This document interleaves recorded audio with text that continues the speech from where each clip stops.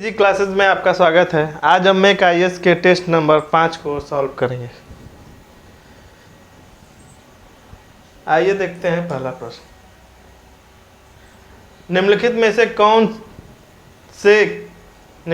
से कौन राष्ट्रपति का निर्वाचक मंडल में सम्मिलित होते हैं। देखिए, पहला ऑप्शन कह रहा है राज्यसभा के निर्वाचित सदस्य। राज्यसभा के निर्वाचित सदस्य बिल्कुल सही है। लोकसभा के निर्वाचित सदस्य, दूसरा भी सही है। राज्य विधान परिषदों के निर्वाचित सदस्य, विधान परिषद के सदस्य इसमें क्या है, राष्ट्रपति के निर्वाचन में भाग नहीं लेते हैं। चौथा देखिए, राज्य विधानसभाओं के निर्वाचित सदस्य, तो चौथा भी सही है। तो 1, 2 और 4, तो 1, 2 और 4 ऑप्शन नंबर ए सही हो जाएगा।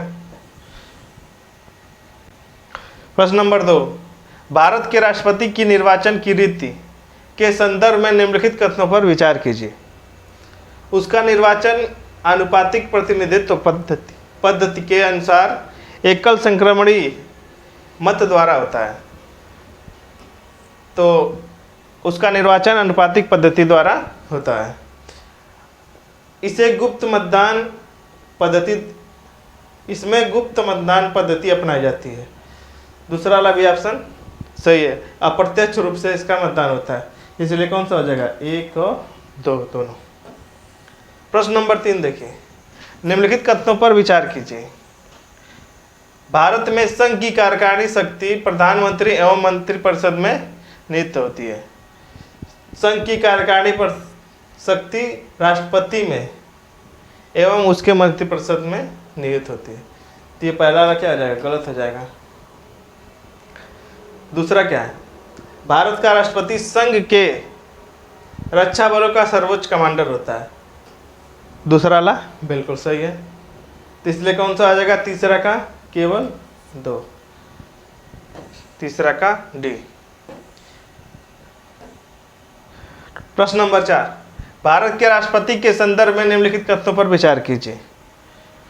उसकी पदावधि पद ग्रहण करने की तिथि से 5 वर्ष तक होती है। बिल्कुल सही है। वह अपने पद की अवधि समाप्त हो जाने पर भी तब तक पद धारण करता रहेगा जब तक कि उसका उत्तराधिकारी अपना पद ग्रहण नहीं कर लेता। दूसरा वाला भी ऑप्शन क्या है, बिल्कुल सही है। इसलिए 1 और 2, चौथा का 1 और 2। 5वां नंबर सवाल देखिए, निम्नलिखित में से कौन सी भारत का राष्ट्रपति निर्वाचित होने का पात्र हेतु अर्हता है। प्रश्न ऑप्शन नंबर 1, जन्म से वह भारत का नागरिक होना। वह दूसरा है न्यूनतम 35 वर्ष की आयु, न्यूनतम 35 वर्ष की आयु पूरी कर चुका है, यहाँ पर होना चाहिए, कर चुका हो। तीसरा देखिए, लोकसभा का सदस्य निर्वाचित होने के लिए अर्हता हो। तीसरा भी सही है। भारत के किसी मान्यता प्राप्त संस्थान से स्नातक समकक्ष डिग्री होना चाहिए। चौथा वाला क्या है, गलत है। 1, 2 और 3, 1, 2 और 3। 5वां का सी। छठा देखिए, भारतीय संविधान के निम्नलिखित में से कितने अनुच्छेद उपराष्ट्रपति से संबंधित हैं। देखिए, अनुच्छेद 61, अनुच्छेद 62 राष्ट्रपति से संबंधित है। 61 में महाभियोग है, 62 में पुनर्निर्वाचन जैसे राष्ट्रपति की रिक्ति के लिए फिर निर्वाचन जो होता है उससे संबंधित 62 है। 63 और 64 किससे है, उपराष्ट्रपति से संबंधित। तो इसमें कौन से 2 युग में कौन से जाएगा, सम्मिलित हो जाए। तो छठा का बी। 7वां नंबर, राष्ट्रपति पर महाभियोग के संदर्भ में निम्नलिखित कथनों पर विचार कीजिए। यह एक अर्धन्यायिक प्रक्रिया है। 7वां का बिल्कुल, यह प्रक्रिया संसद के किसी भी सदन में एक विधेयक के साथ शुरू की जा सकती है। संसद के किसी भी सदन में शुरू की जा सकती है। इस प्रक्रिया में संसद के दोनों सदनों के केवल निर्वाचित सदस्य भाग लेते हैं। तीसरा क्या है, गलत है। इसमें निर्वाचित एवं मनोनीत दोनों सदस्य भाग लेते हैं। भाग लेते हैं। तो कौन सा हो जाएगा? 1 और 2, 7वां का 1 और 2। प्रश्न नंबर 8 देखिए, यदि भारत के राष्ट्रपति का पद किसी कारणवश अपने कार्यकाल को पूर्ण कर किए बिना ही रिक्त हो जाता है तो उसके स्थान पर नवनिर्वाचित राष्ट्रपति का कार्यकाल कितना होगा? जो नया राष्ट्रपति निर्वाचित होगा उसका कार्यकाल क्या होगा? उसका 5 वर्षों का स्वतंत्र कार्यकाल होता है, 5 वर्षों का स्वतंत्र कार्यकाल। तो 8वां का ए। निम्नलिखित में से किसकी नियुक्ति भारत के राष्ट्रपति द्वारा की जाती है? देखिए, भारत के प्रधानमंत्री की नियुक्ति राष्ट्रपति के द्वारा की जाती है। लोकसभा अध्यक्ष का लोकसभा के सदस्यों द्वारा किया जाता है। मुख्य निर्वाचन आयुक्त का राष्ट्रपति के द्वारा। भारत का महान्यायवादी राष्ट्रपति के द्वारा। तो 1, 3, 4, 1, 3 और 4, 9वां का 1, 3 और 4। प्रश्न नंबर 10 देखिए, निम्नलिखित में से किसकी नियुक्ति भारत के राष्ट्रपति द्वारा की जाती है? उच्चतम न्यायालय के न्यायाधीश की। दूसरा है उच्च न्यायालय के न्यायाधीश की, 1, 2। तीसरा देखिए जिला न्यायालय के न्यायाधीश की। जिला न्याय के न्यायाधीश के राष्ट्रपति द्वारा नियुक्ति नहीं की जाती है, ये राज्यों के राज्यपाल द्वारा किया जाता है। तो 10वां का कौन सा हो जाएगा? 1 और 2 का। Option number B. निम्नलिखित कथनों पर विचार कीजिए। राष्ट्रपति प्रत्येक वर्ष के पहले सत्र की शुरुआत में संसद के दोनों सदनों की एक साथ संबोधित करते हैं। ये बिल्कुल सही है। संसद के जब प्रत्येक वर्ष जब शुरुआत की जाती है तो राष्ट्रपति संबोधित करते हैं। दूसरा देखिए, वे संसद के आह्वान के कारणों के बारे में सूचित नहीं करते हैं। ये सूचित करते हैं, तो ये दूसरा वाला क्या हो जाएगा? गलत हो जाएगा। पहला वाला सही है।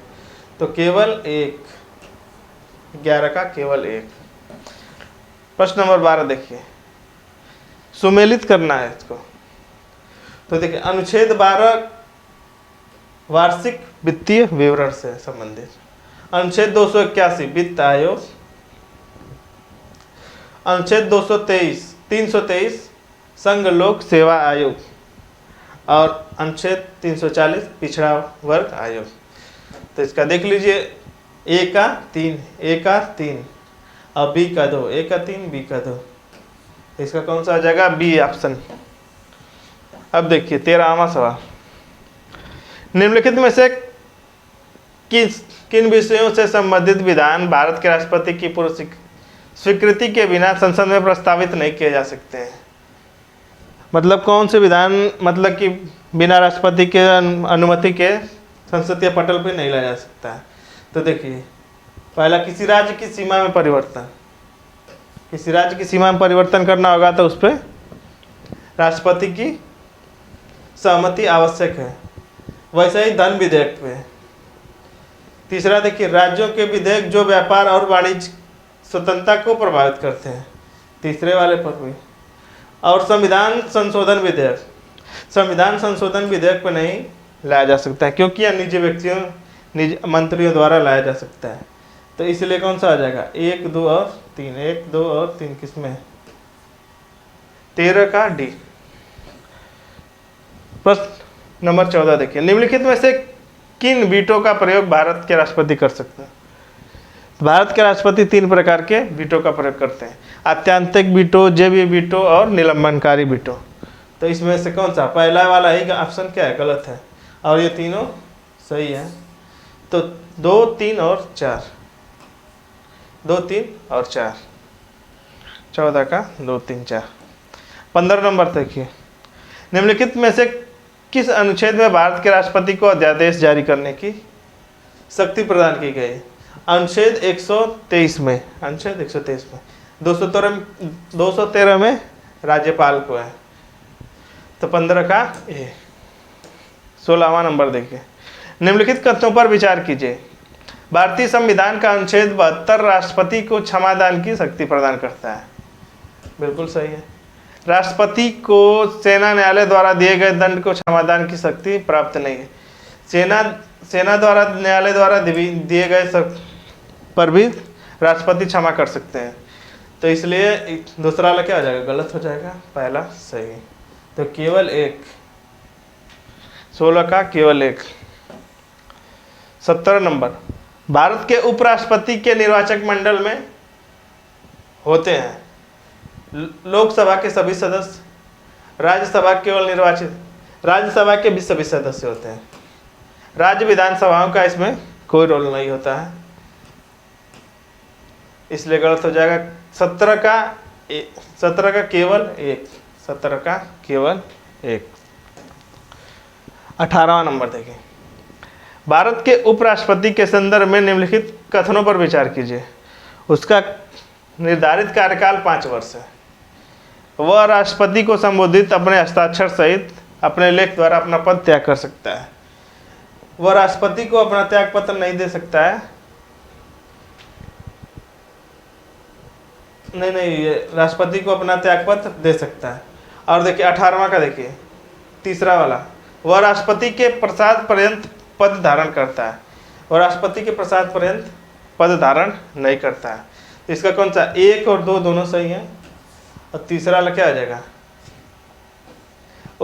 वह राज्यसभा का सभापति होता है उपराष्ट्रपति, तो उसको हटाने के लिए सभापति के लिए जो राज्यसभा में ही उसके लिए हटाने के लिए बिल लाया जा सकता है। तो इसलिए 1 और 2। 19वां नंबर सवाल, भारत के राष्ट्रपति की आपातकालीन शक्तियों के संदर्भ में निम्नलिखित कथनों पर विचार कीजिए। वह संविधान में वर्णित 3 प्रकार के आपातों की उद्घोषणा करता है। बिल्कुल सही है। इस संदर्भ में वह स्वविवेक से कार्य करता है। वह स्वयं विवेक से नहीं कार्य करता है, उसके लिए मंत्रिपरिषद की सलाह मानना अनिवार्य है। तो इसलिए कौन सा हो जाएगा, 19 का बी। 20 का देखिए, भारत के राष्ट्रपति पद के नामांकन में प्रस्ताव को एवं अनुमोदकों की न्यूनतम संख्या कितनी होनी चाहिए। तो कम से कम 50 प्रस्ताव, 50 अनुमोदक। अनुच्छेद प्रश्न नंबर 21, भारत के राष्ट्रपति के संदर्भ में निम्नलिखित कथनों पर विचार कीजिए। वह सर्वोच्च न्यायालय के मुख्य न्यायाधीश और अन्य न्यायाधीशों की नियुक्ति करता है। बिल्कुल सही है। वह सर्वोच्च न्यायालय से सलाह ले सकता है एवं दी गई सलाह के लिए बाध्यकारी, एवं दी गई सलाह उसके लिए बाध्यकारी होती है, इसके लिए बाध्यकारी नहीं होती है। तो इसलिए का दूसरा गलत हो जाएगा, केवल एक इसका सही हो जाएगा। किसका, केवल एक। निम्नलिखित में से कौन से भारत के राष्ट्रपति कभी उपराष्ट्रपति नहीं रहे। देखिए,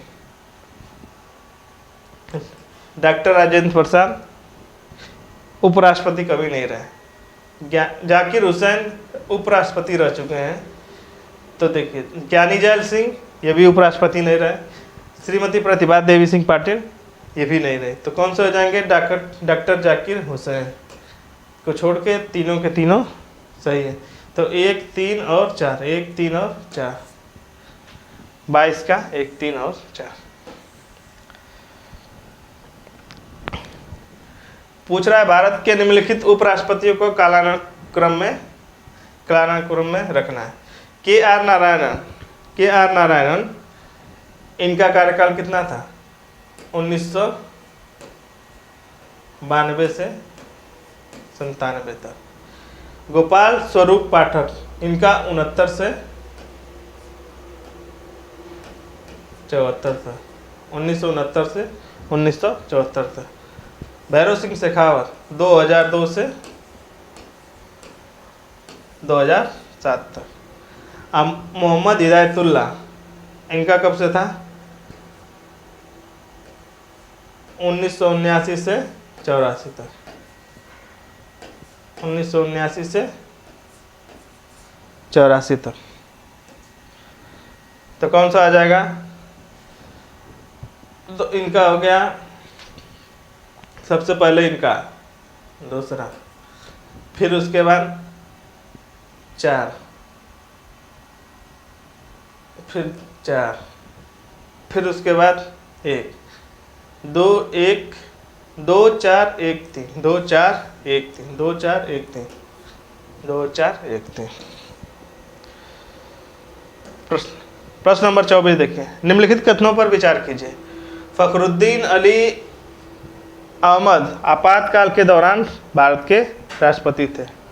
फखरुद्दीन अली अहमद आपातकाल के दौरान राष्ट्रपति थे। बिल्कुल सही है।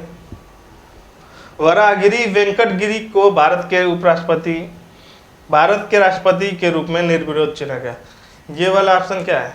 गलत है। तो केवल एक इसका क्या हो जाएगा? सही हो जाएगा। 24 का केवल एक।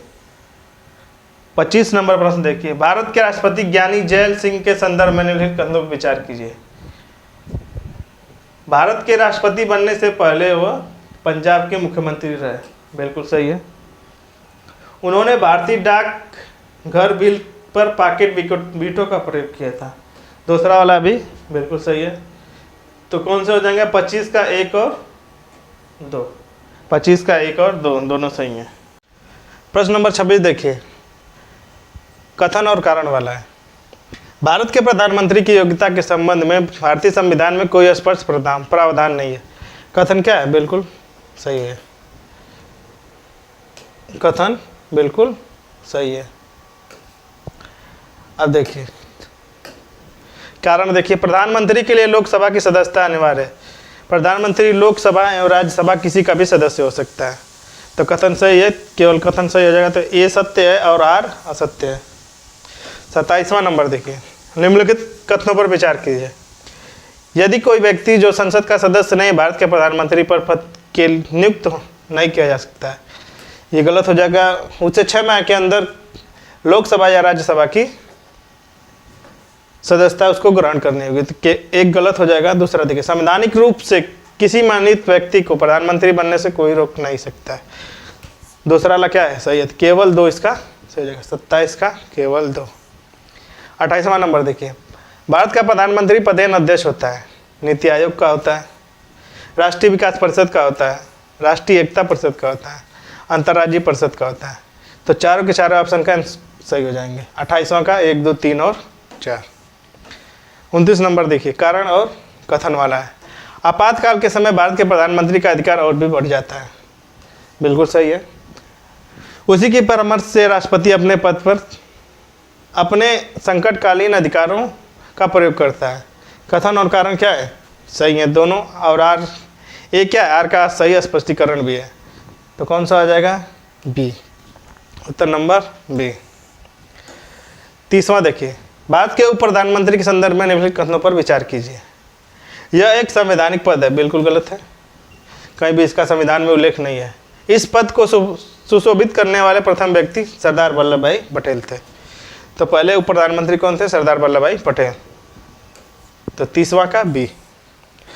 31 नंबर, निम्नलिखित में से कौन से भारत का उप प्रधानमंत्री रहे हैं? मोरारजी देसाई रहे हैं, YV चौहान भी रहे, चंद्रशेखर नहीं रहे, चौधरी देवीलाल ये भी क्या थे? भारत के उप प्रधानमंत्री रह चुका है। तो 1, 2, 4, 1, 2 और 4। 31 का सी। निम्नलिखित में से कौन एकमात्र व्यक्ति हैं जो भारत के कार्यवाहक प्रधानमंत्री के बारे में 2 बार नियुक्त किए जा चुके हैं? तो इसमें गुलजारी लाल नंदा जो थे 2 बार कार्यवाहक के रूप में नियुक्त किए जा चुके हैं। तय कीजिए। प्रधानमंत्री और मंत्री राष्ट्रपति के प्रसाद पर्यंत अपने पद धारण करते हैं। बिल्कुल सही है।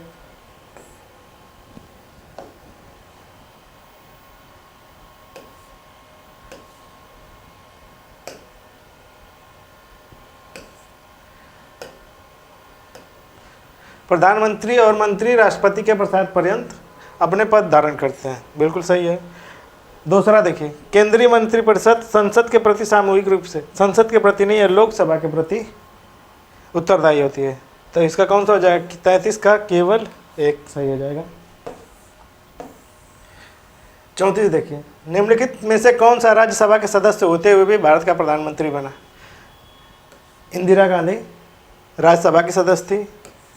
HD देवगौड़ा ये भी राज्यसभा के सदस्य थे।